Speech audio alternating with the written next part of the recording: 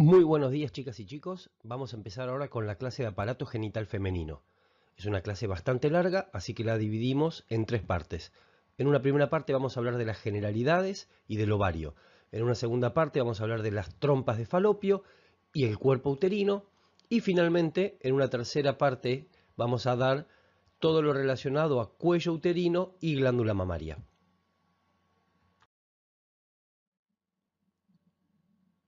El aparato genital femenino está formado por un conjunto de órganos que se pueden distribuir en dos grandes grupos, los genitales externos y los genitales internos.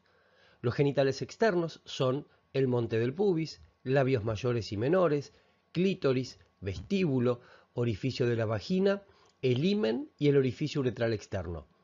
Por su lado, los genitales internos están formados por los ovarios, las trompas uterinas, el útero, que a su vez tiene dos partes, cuerpo uterino y cuello uterino, y finalmente la vagina. Vamos a empezar a describir a los genitales internos, empezando por el ovario. Los ovarios son órganos pares, macizos, es decir, que no presentan una luz central. Presenta un hilio en un sector que contacta directamente con una porción central del órgano, rodeado por un epitelio.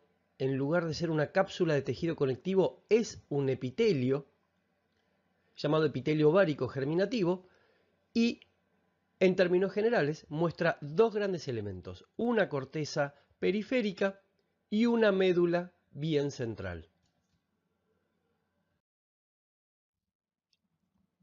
La corteza ovárica es la parte más importante de este órgano. De hecho, es donde vamos a encontrar a todas las estructuras que definen a las funciones de este órgano, que vamos a ver que son funciones exócrinas relacionadas a la gametogénesis, es decir, producción de la gameta femenina y su ovulación hacia la luz de la trompa de falopio, lo que constituye una secreción exócrina, y la producción de hormonas esteroides del tipo de los estrógenos y la progesterona.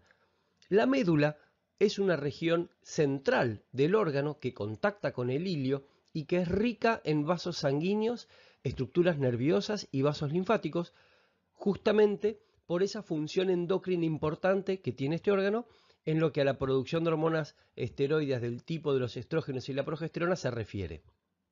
Ahora bien, la corteza ovárica, que dijimos que es periférica y que contiene las estructuras claves, se encuentra por debajo de un tejido conectivo denso muy importante llamado túnica albuginea, y recubriendo por completo al órgano un epitelio cúbico simple llamado epitelio ovárico, y mal llamado epitelio germinativo porque antiguamente se creía que de ahí venían las células germinativas.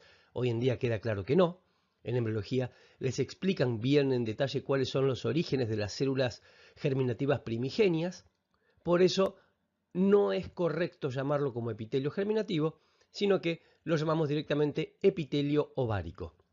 Entonces, de afuera hacia adentro vamos a encontrar primero el epitelio ovárico de tipo cúbico simple, después la túnica albuginea, formada por un tejido conectivo denso muy importante, y finalmente la corteza ovárica, en donde vamos a encontrar dos grandes elementos, que son los folículos ováricos y el cuerpo lúteo. Empezamos a hablar de los folículos ováricos. Por definición, un folículo es una estructura hueca, rodeada por epitelio, con un contenido específico.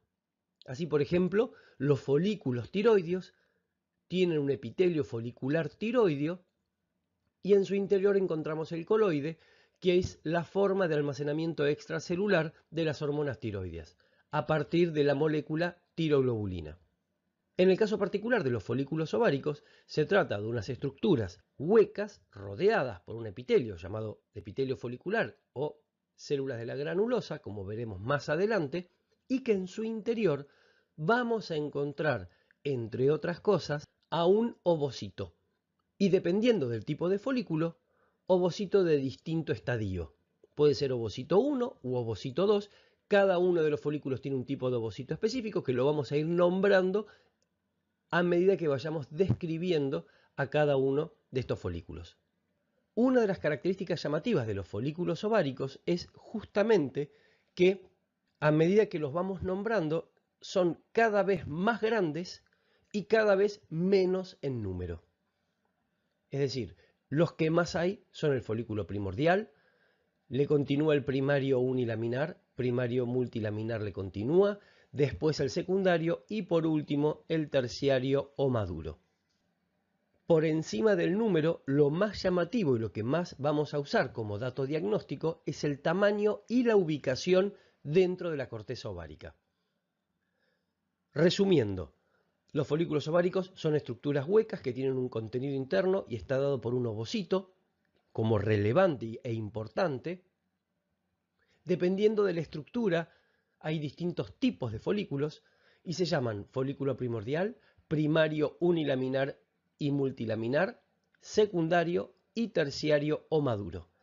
Cada uno de estos tiene un tamaño específico y una ubicación específica dentro de la corteza ovárica. Ahora vamos a ir describiendo uno por uno. El folículo primordial es el más abundante de todos los folículos ováricos. Se encuentra siempre en la corteza superficial pegada a la túnica albuginea. Al momento de nacer, las mujeres tienen entre 600.000 a 800.000 folículos primordiales ubicados en la corteza superficial. Y morfológicamente están formadas por células foliculares planas simples, es decir, una capa de células foliculares planas simples, y un ovocito 1 detenido en la profase 1, que puede ser cigonema o diplonema. Eso va a depender del libro en el que estudien, pero fíjense que estamos en pleno proceso de crossing over. El tamaño de un folículo primordial promedio es de 30 micrones. Y en el interior de un ovocito vamos a encontrar al cuerpo de Balbiani y a las laminillas anulares. Con respecto al cuerpo de Balbiani y las laminillas anulares, quiero que queden claro que esto es absolutamente letra chica, no es una cosa clave o importante en la definición de un folículo primordial, pero la realidad es que se las describe como parte de este componente cuando uno lo mira con microscopía electrónica. El cuerpo de Balbiani es un conjunto de organelas formadas por vesículas, aparato de Golgi, mitocondrias, retículo endoplásmico, lisosomas y un par de centríolos, todos nucleados cerca de la envoltura nuclear.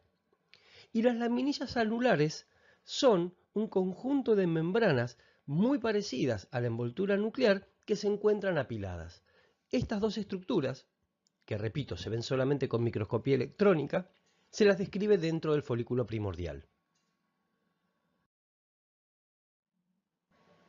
Cuando uno los mira al microscopio, los folículos primordiales, con muy bajo aumento, los busca siempre en la corteza superficial, se encuentran en grosera cantidad uno al lado del otro, y cuando uno los mira con mayor aumento, ve que se trata de un ovocito 1 rodeado por una monocapa de células epiteliales planas, es decir, una capa de células planas simples llamadas células foliculares.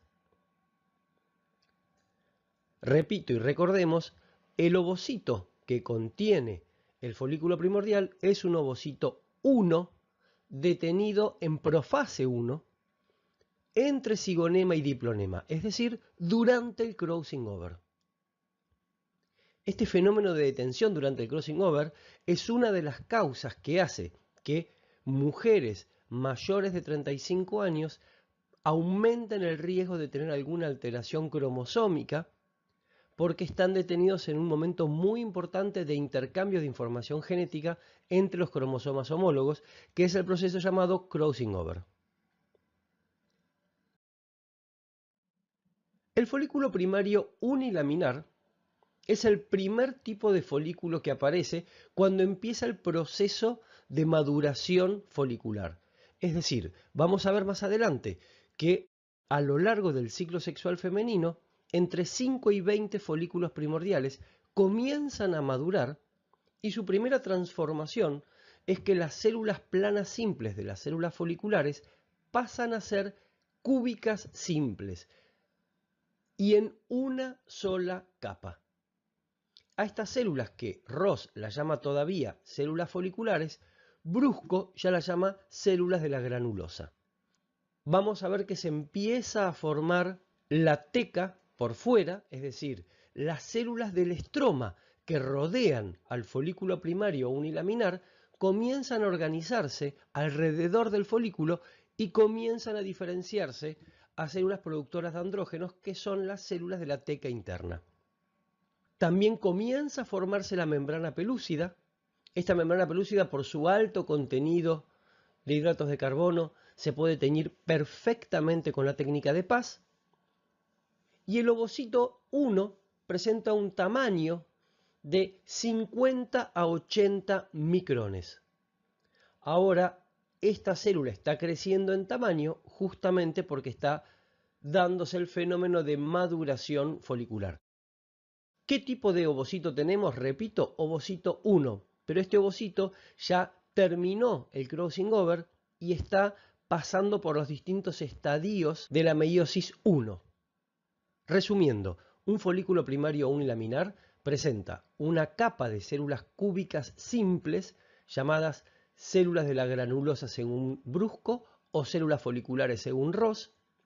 Por fuera comienza a organizarse el estroma para dar lugar a la teca interna. Y en su interior tenemos un ovocito 1 que tiene un tamaño de 50 a 80 micrones, y entre el ovocito 1 y las células foliculares comienza a formarse la membrana pelúcida, que puede ser evidenciable con la técnica de Paz. Cuando uno mira un folículo primario unilaminar, lo que tiene que buscar son células foliculares cúbicas en una sola capa. En su interior vamos a encontrar un ovocito que sabemos que es un ovocito 1. Recuerden que Brusco las llama células de la granulosa. Y las células de la teca que comienzan a organizarse. Es decir, todavía no son francamente visibles, pero ya están acomodándose alrededor del folículo primario unilaminar. Después viene el folículo primario multilaminar. Las células de la granulosa o células foliculares comienzan a hacer múltiples mitosis, haciendo que aparezcan capas o estratos de células de la granulosa. En esta capa o estratos de células de la granulosa, las más periféricas son de tipo cilíndricas, y a medida que nos vamos acercando hacia el ovocito pasan a ser cúbicas y tienen una alta concentración de receptores para la folículo estimulante hipofisaria.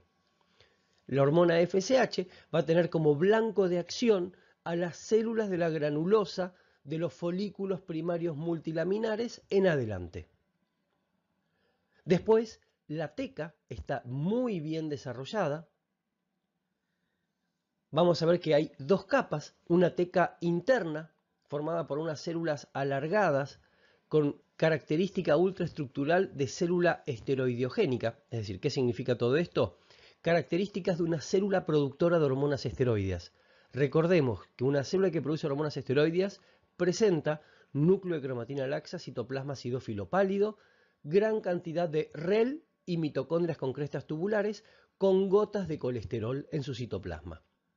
Y estas células de la teca interna presentan receptores para la LH hipofisaria, para la hormona luteinizante. Entonces, la FSH va a tener receptores en las células de la granulosa y la LH va a tener receptores en las células de la teca.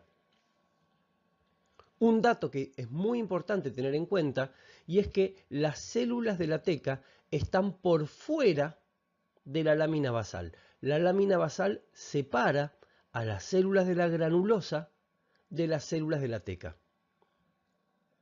Y ahora vamos a tener una membrana pelúcida muy marcada, muy evidente, con un tamaño del ovocito que ronda los 100 micrones. Entonces, resumiendo y describiendo desde afuera hacia adentro, tenemos una teca bien desarrollada. Ahora vamos a ver que existen dos tecas, una teca interna esteroideogénica, es decir, que produce hormonas esteroideas, y que tiene una alta concentración de receptores para LH, o sea que es el blanco de acción de la luteinizante, y una externa formada por fibras musculares lisas y colágenas, y que no tiene ni receptores para LH ni actividad esteroideogénica, o sea, no produce hormonas esteroideas. Después vamos a tener a las células de la granulosa separadas de la teca por la lámina basal. En estas células de la granulosa vamos a encontrar más de una capa. Recordemos que si era una sola capa es unilaminar, más de una capa, es decir, 2 capas en adelante, es multilaminar. Las periféricas son cilíndricas y a medida que nos acercamos al ovocito se vuelven cúbicas. Aparece una membrana pelúcida muy marcada y finalmente el ovocito 1 todavía sigue siendo 1 con un tamaño relativo de 100 micrones de diámetro.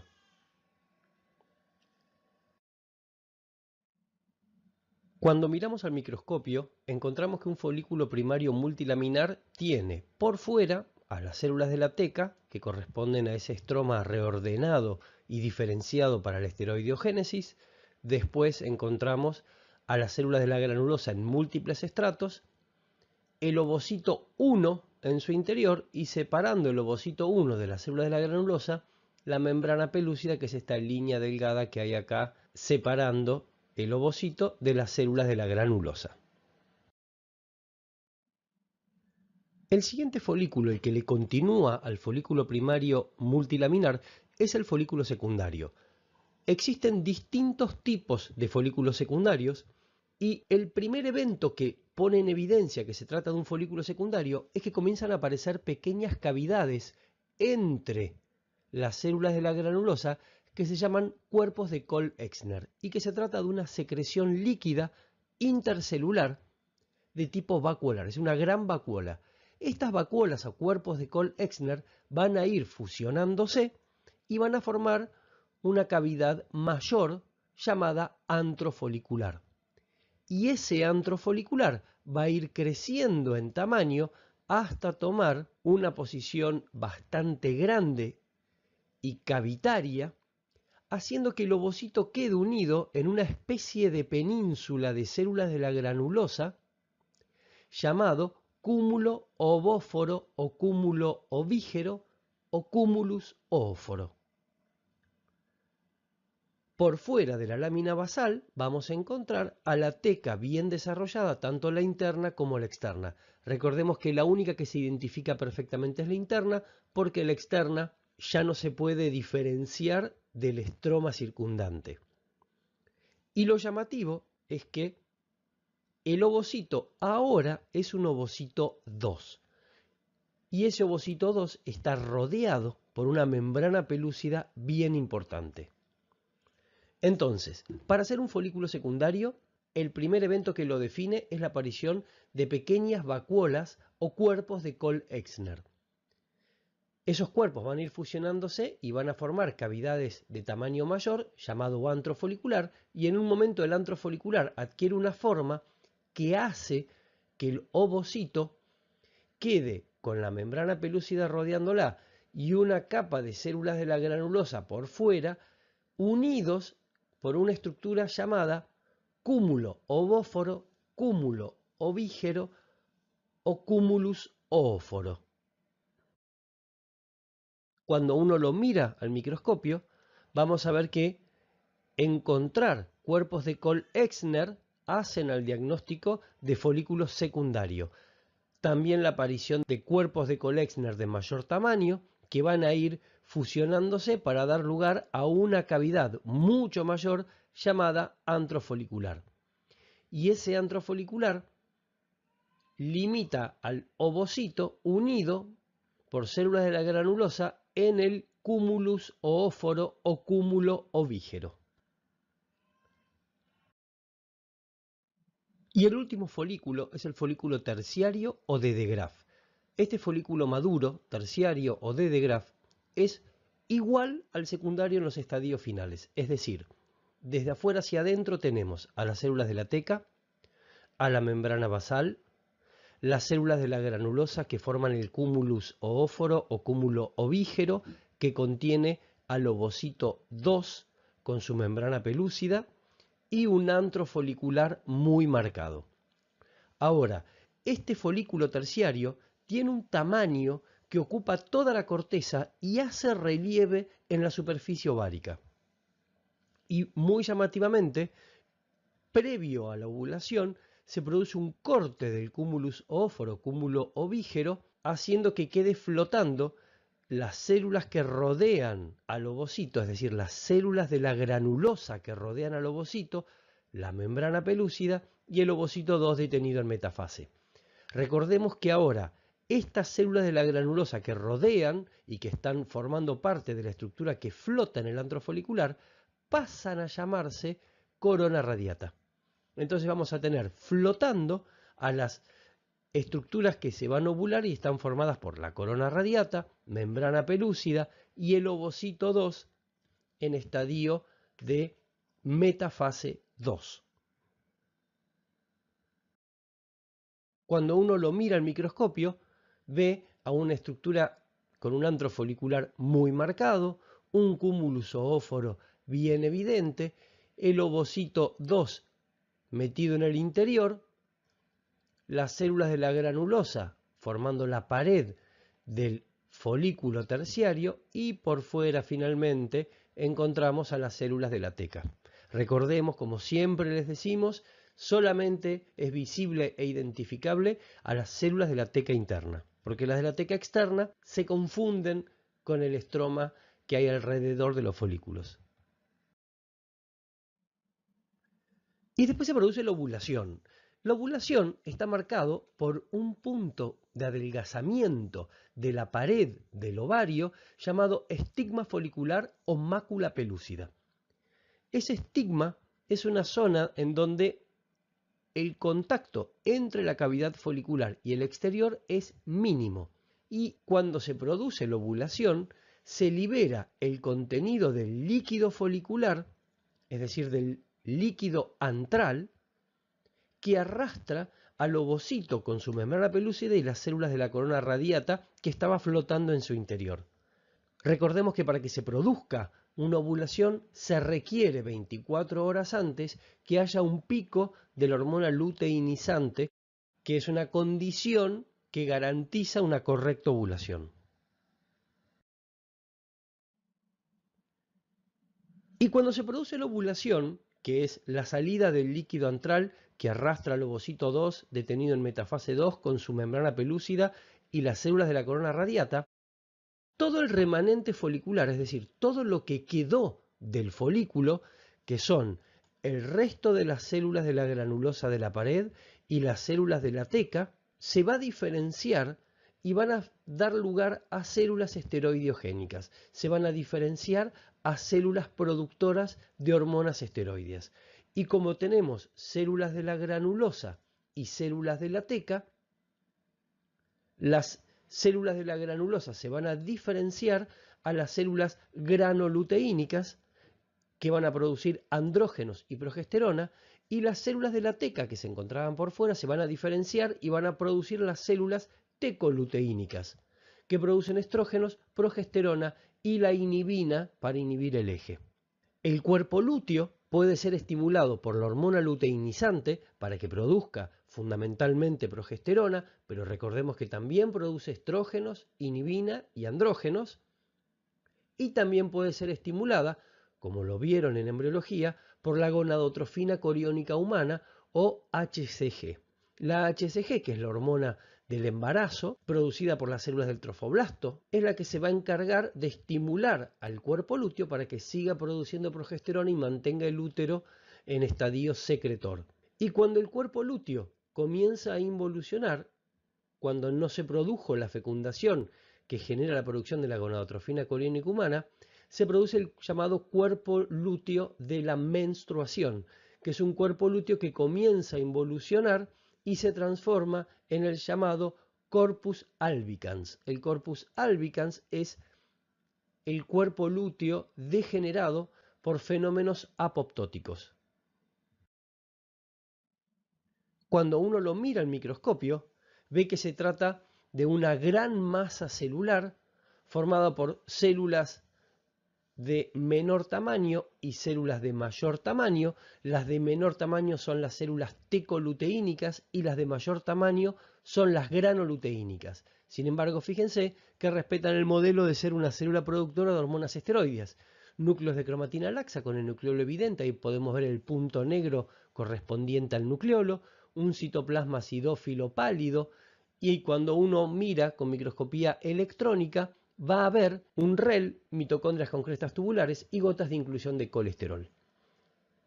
Les paso un pequeño chisme. Cuando ustedes vean los ovarios en la facultad, muy probablemente vean más de un cuerpo lúteo.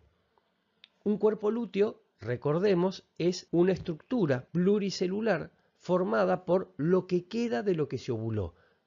Y en el ser humano, en condiciones normales, se ovula un solo folículo maduro. Pero lo que ustedes van a ver en la facultad son preparados de roedores, por ejemplo, ratones o, por ejemplo, conejos, y van a ver que estos animales son poliovulatorios. Y como son poliovulatorios, cada folículo de grafo ovulado va a generar un cuerpo lúteo. Por eso no es raro encontrar más de un cuerpo lúteo dentro de un ovario que esté en la postovulación. Muy bien, ya vimos que en la corteza ovárica se produce en un momento dado una proliferación de folículos. De esa proliferación de folículos va a haber uno que va a ovularse en condiciones normales. Hay una cosa muy interesante que es cómo es que comienza todo este fenómeno de maduración folicular y cómo intervienen las hormonas. Hay una teoría llamada teoría de la doble célula que explica que los estrógenos son producidos por la interacción de dos células, las células de la teca y las células de la granulosa. Esta teoría de la doble célula también explica cómo es el fenómeno ovulatorio. Recordemos, en un momento dado, entre 5 y 20 folículos primordiales comienzan a madurar. Y nosotros tenemos como hormonas hipofisarias que estimulan al ovario a la FSH y la LH. Y habíamos explicado inclusive en su momento, cuando hablamos de la teca en su formación y las células de la granulosa, que las células de la teca expresaban grandes cantidades de receptores para la LH y las células de la granulosa expresaban grandes cantidades de receptores para FSH. Las células de la teca, por estímulo de la LH, producen androstenediona, que es un andrógeno. Por su lado, las células de la granulosa, por estímulo de la FSH, producen una hormona llamada aromatasa. Entonces, para que nos empecemos a orientar en tiempo y espacio, las células de la teca, por estímulo de la LH, producen androstenediona. Las células de la granulosa, por estímulos de la FSH, producen la enzima aromatasa. La androstenediona es transferida de las células de la teca hacia las células de la granulosa y las células de la granulosa toman la androstenediona y a través de la aromatasa la transforman en estrona y estradiol. En realidad lo transforman en estrona y testosterona y finalmente la testosterona pasa vía aromatasa a estradiol y la estrona también. Por eso uno siempre dice, las células de la teca producen andrógenos, son transferidos esos andrógenos hacia las células de la granulosa y por acción de la aromatasa, estos andrógenos son transformados a estrógenos, a estradiol específicamente.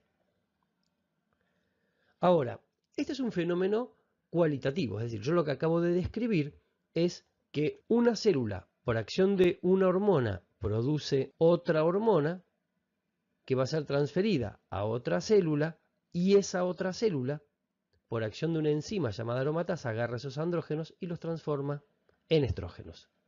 Ahora, ¿dónde está la importancia en la teoría de la doble célula? Hay un principio fisiológico que dice que dos células estimuladas con la misma intensidad, a través de la misma hormona, con la misma cantidad de receptores en su membrana, van a producir dos respuestas distintas. Las respuestas están en relación a la cantidad. Una va a producir más que la otra. Esto es un principio fisiológico. Y acá es donde juega un concepto que se llama sensibilidad celular. Una célula es más sensible porque responde con mayor cantidad de producto comparada con otra célula que es menos sensible.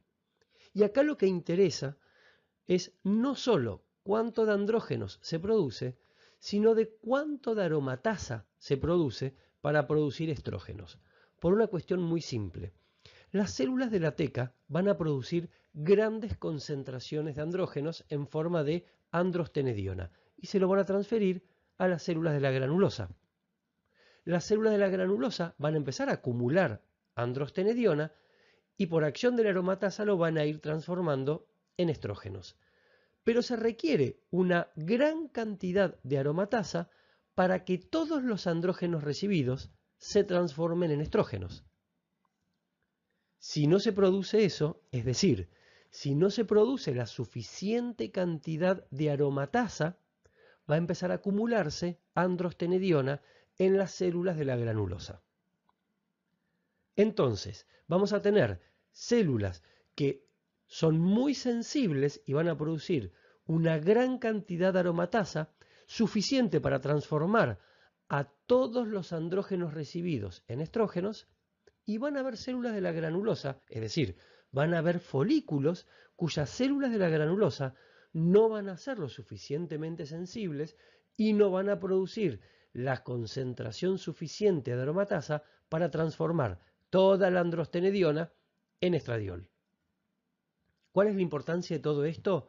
Que quienes no son lo suficientemente sensibles comienzan a acumular andrógenos en su folículo, en sus células de la granulosa. Y van a haber folículos que al acumular andrógenos en las células de la granulosa forman lo que se llama un microambiente androgénico. Mientras que aquellas que produjeron la suficiente cantidad de aromatasa van a producir un microambiente estrogénico. En el cuerpo humano, las mujeres normalmente un solo folículo consigue producir un microambiente estrogénico y eso le permite terminar su maduración y ovular. Y el resto de folículos que comenzaron a madurar no llegan a las concentraciones suficientes de aromatasa y por ende no llegan a formar un microambiente estrogénico, formando microambientes androgénicos. Y esos folículos que formaron microambientes androgénicos van a la atresia folicular, mientras que el que formó el microambiente estrogénico va a ser ovulado. Los animales multíparos, los animales poliovulatorios, tienen distintas estrategias que garantizan que los folículos que están madurando todos lleguen a formar microambientes estrogénicos. En el caso del ser humano, esas estrategias no existen y por eso lo más frecuente es que un solo ovocito 2 sea ovulado y el resto de los folículos forme microambientes androgénicos y vaya a la atresia folicular. Ahora, ¿cómo se explica entonces que pueden haber ciclos poliovulatorios en el ser humano?